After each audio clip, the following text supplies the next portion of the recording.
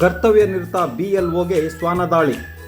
ಚುನಾವಣಾ ಪ್ರಕ್ರಿಯೆಯ ಪ್ರಮುಖ ಅಂಗವಾದ BLO ಮತಗಟ್ಟೆ ಅಧಿಕಾರಿ ಕರ್ತವ್ಯದಲ್ಲಿದ್ದ ಮಹಿಳಾ ಅಧಿಕಾರಿಯೊಬ್ಬರ ಮೇಲೆ ಮನೆಯೊಂದರಲ್ಲಿ ಸಾಕಿದ ನಾಯಿ ದಾಳಿ ನಡೆಸಿ ತೀವ್ರವಾಗಿ ಗಾಯಗೊಳಿಸಿರುವ ಘಟನೆ ಆನಂದಪುರದಲ್ಲಿ ನಡೆದಿದೆ.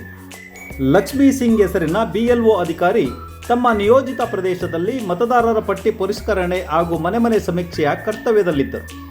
ಈ ಸಂದರ್ಭದಲ್ಲಿ ಮನೆಯೊಂದರ ಬಳಿ ತೆರಳಿದಾಗ ಅಲ್ಲಿ ಸಾಕಲಾಗಿದ್ದ ನಾಯಿಯೊಂದು ದಿಢೀರನೆ ಅವರ ಮೇಲೆ ಮುಗಿಬಿದ್ದಿದೆ.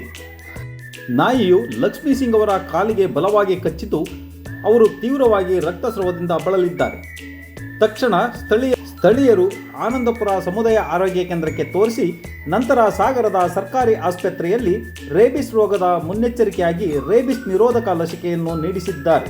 ಸದ್ಯ ಲಕ್ಷ್ಮೀ ಸಿಂಗ್ ಅವರು ಪ್ರಾಣಾಪಾಯದಿಂದ ಪಾರಾಗಿದ್ದು ಗುಣಮುಖರಾಗುತ್ತಿದ್ದಾರೆ. ನಾಯಿ ಕಚ್ಚಿದರೂ ಕರ್ತವ್ಯದಲ್ಲಿ ನಿರತರಾಗಿರುವ ಲಕ್ಷ್ಮೀ ಸಿಂಗ್.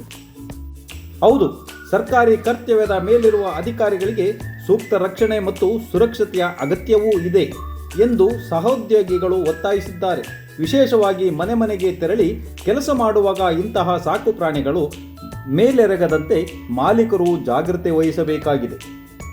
ಚುನಾವಣಾ ವಿಭಾಗದ ಹಿರಿಯ ಅಧಿಕಾರಿಗಳು ಘಟನೆಯ ಬಗ್ಗೆ ಮಾಹಿತಿ ಪಡೆದಿದ್ದು ಗಾಯಾಳು BLO ಲಕ್ಷ್ಮಿಯ ಆರೋಗ್ಯದ ಬಗ್ಗೆ ವಿಚಾರಿಸಿದ್ದಾರೆ.